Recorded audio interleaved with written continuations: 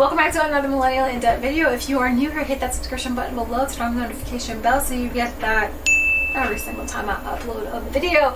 Future millionaires, you have been asking me to make this video for probably well over a year, and I've made some small variations of it, but today we're going to get into the weeds, into the details of the best credit cards that you need to have in your arsenal, and they're going to serve different purposes, right? So do you need all five? Probably not, but depending on your lifestyle, I think one of these cards will tickle your fancy. So let's get right into it. We're going to be talking about 5 credit cards. We're going to be talking about the best credit card for someone who is just starting out or building their credit. We're going to be talking about credit cards that are best for people who love to travel and get those travel points, aka me. We're going to be talking about credit cards that are best for people who love to eat, so grocery shopping, restaurants. We're going to be talking about credit cards that are best for people who drive a lot, so you need those gas rewards. And then of course we're going to be talking about cashback, because who doesn't like cash money, right? So let's get into it. The first credit card that I'm going to be talking about is the Gold American Express, and this credit card is going to be best for people who love to eat, who do a ton of grocery shopping, and I'm going to tell you why. I have had the Gold American Express card since 2022, so a little bit over a year. It does have a $250 annual fee. Hold up. I know you're gonna be like, sis, you're bugging, you're out of your mind. Let's talk about the card as a money maker, money saver, and like I mentioned, it is a very, very, very good card for people who do a lot of grocery shopping and people who love to eat. So if you're doing Uber Eats, going out to eat, all those types of things, this card is going to be for you. So this Gold Amex card is going to give you 4 times the points whenever you grocery shop, whenever you order Uber Eats, Grubhub, whatever it is, or if you go out to eat with your friends for brunch, and that is going to have a cap of $25,000 annually. The Gold Amex card currently has a sign-on bonus of 60,000 points if you spend $4,000 within the first 6 months of opening the card. So that's going to equate to about $1,200 worth of pretty much anything you kind of want, right? So travel, cashback, whatever it is, it's going to equate to about $1,200.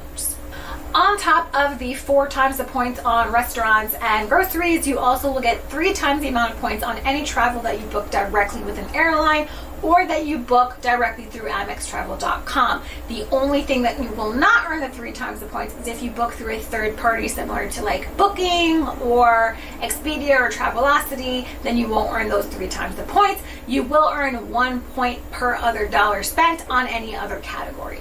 Now, I know I mentioned just a couple of seconds ago how this card can also be a money maker. Whenever you think about a card that has an annual fee, you want to also think about the benefits that come along. So aside from the 4x points on groceries, the 3x points on travel, you will also get $120 in dining credit. So that's for Grubhub or other partners that they have, as well as $120 credit in Uber, right? You can also use that for Uber Eats. Now, how does that credit work? They're not going to just give you $120 in January at the top of the year. Instead, they're going to give you $10 monthly. So let's say you pay $15 for an Uber in August, then you would get a $10 credit and you would have paid $5 for that Uber.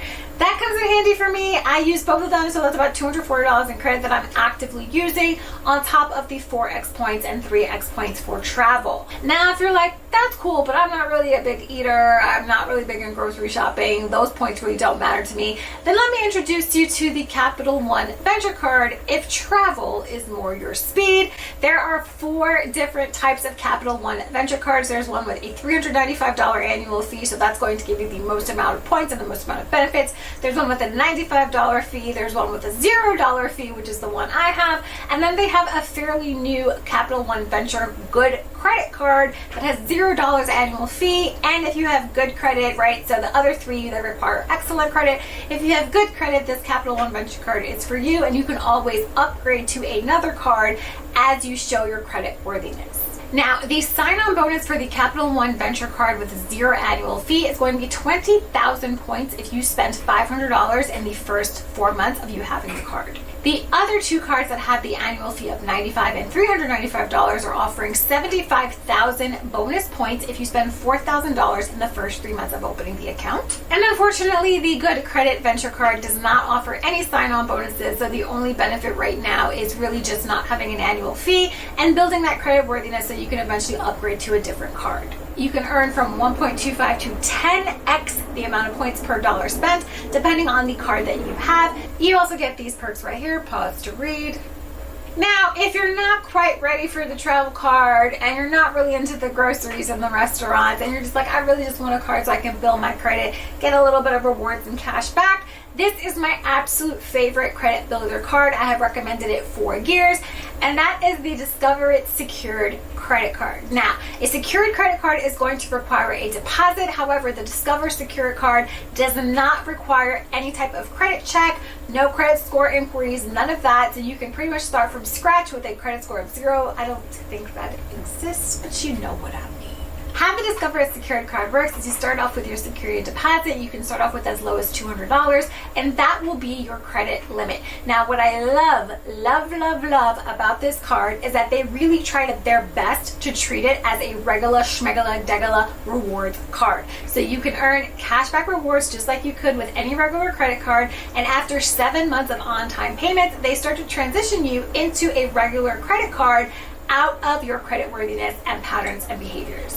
What I really love about this card, outside of it being like a regular schmegler rewards cashback card, is that after 7 months of credit worthiness, they start to shift you into a regular credit card, and then you get your deposit back and you have built credit and you're doing the damn thing.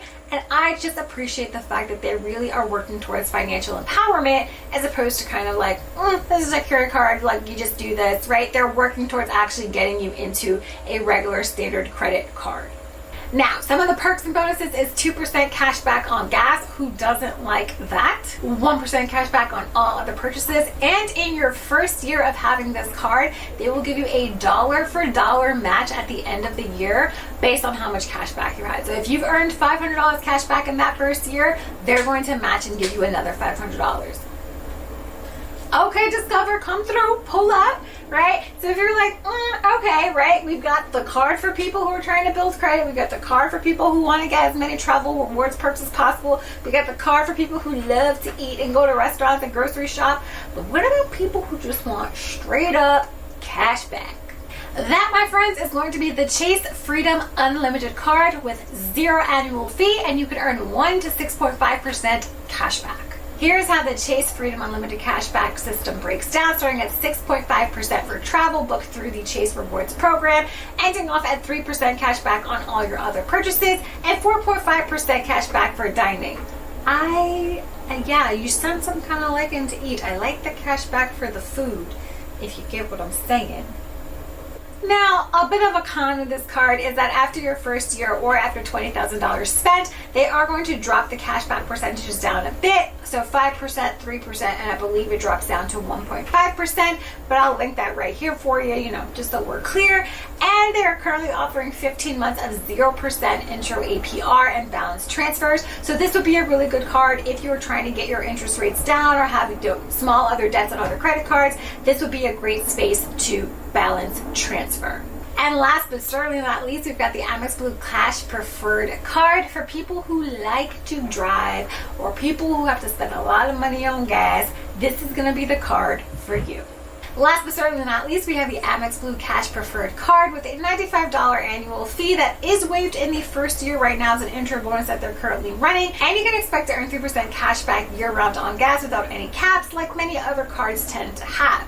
This card is also offering 6% cash back at supermarkets, 6% cash back on US streaming subscriptions, come through Netflix, and 3% cash back on transit. So this is really good if you're a commuter or if you travel a lot. Let me know in the comments if there are any other types of cards you would like to learn more about, but that brings our time to a close. I will catch you in the next one. Peace.